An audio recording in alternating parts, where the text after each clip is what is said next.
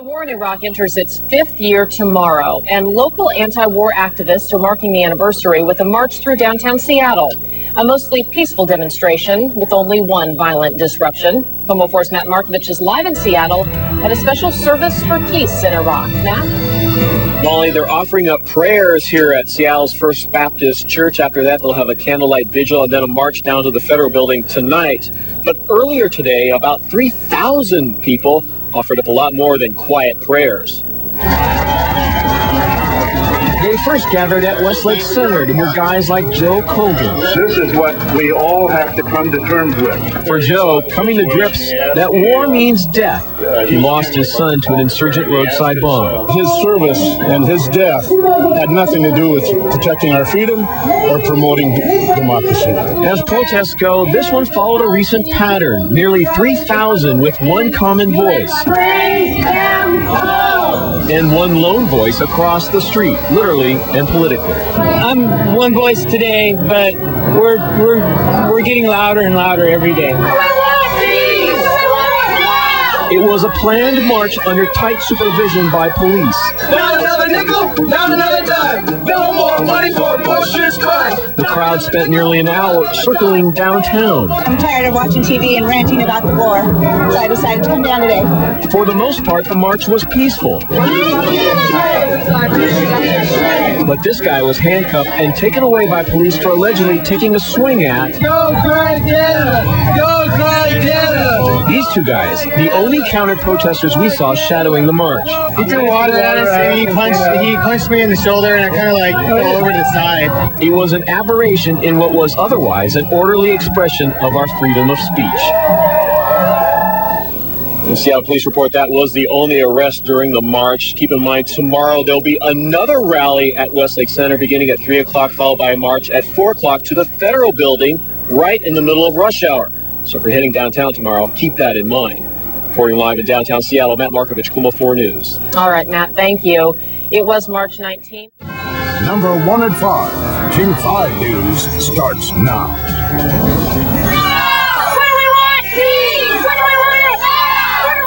A massive gathering in downtown Seattle, anti-war demonstrators jamming the streets, shouting opposition to the Bush administration and to the war. A couple thousand protesters, it's estimated, descending on downtown Seattle today, showing their opposition to U.S. troops being in Iraq. This demonstration on the 4-year anniversary of the invasion. And on this anniversary, there were similar protests in cities around the country. King 5's Deborah Feldman joins us live from Westlake Center in Seattle with details. Deborah. Well, today's crowd consisted of children and grandparents, current soldiers, and former peaceniks. And between the anti-war rally and march, today's event lasted several hours, but it went off smoothly and without violence. The voices were loud, the signs vibrant and varied, but the underlying theme was simple and consistent. This crowd of several thousand people marched through downtown Seattle to show that 4 years into the Iraq War, these citizens want to end the conflict and bring our troops home.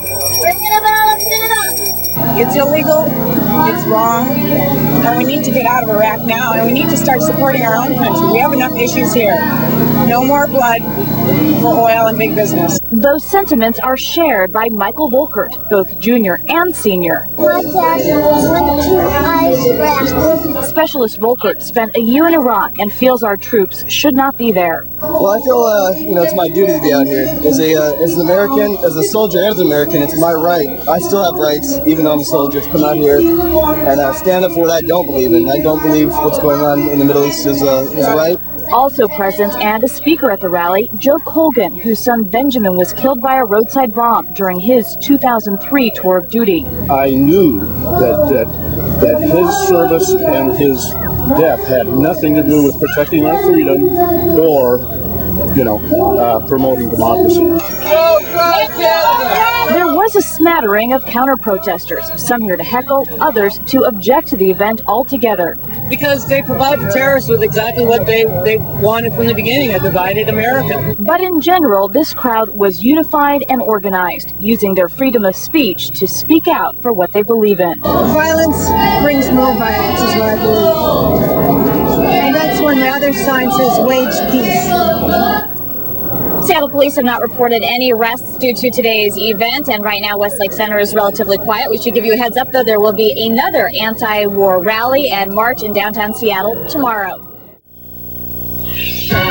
KIRO 7 Eyewitness News at 5 begins right now. It's been a day of protest in the streets of downtown Seattle as more than 1,000 people call for an end to the war in Iraq. The demonstration comes on the eve of the 4th-year mark of the beginning of the war. This weekend was a deadly one for troops in Iraq. 7 were killed in combat. Another died in an accident. KIRO 7's Audra Schrader is live in downtown Seattle, where at least one arrest has been made. Audra? Well, Essex, despite that arrest, it was a mostly peaceful march down here today with anti-war protesters moving through the streets, calling for an end to the war just days before the anniversary of its beginning. I don't know, I think it's great. It's great. I wish I could be there. Hundreds of anti-war demonstrators march in downtown Seattle, protesting our country's continued involvement in the Iraq War. We've been in Iraq for too long, too many lives have been lost, and that our money is being wasted on things that we don't even know what it's for. Today's rally, speeches, and march come on the eve of Tuesday's 4th anniversary of the start of the war. This group says enough is enough. I have been against it ever since it started, and I still think it's a robbery, and I don't want to be a part of it. Joe Colgan lost his 30-year-old son Benjamin, a soldier who served and died in Iraq. He says it's time for the rest of our armed forces to come home. Realize the sad truth that his service and his death had not one thing to do with our, protecting our freedom or promoting democracy. An estimated 1,000 people turned out in Seattle at the same time as similar demonstrations across the country. In the crowd here, a couple of pro-war demonstrators, outnumbered but determined. I support the war. I support our president. My brother's in Iraq. Now, police did arrest one person for simple assault. We're told it was an anti-war protester who got into a confrontation with one of the pro-war people who were down here in a counter-protest. Live in downtown Seattle, Audra Schrader, KIRO 7 Eyewitness News. Audra, thanks, and commuters need to be ready.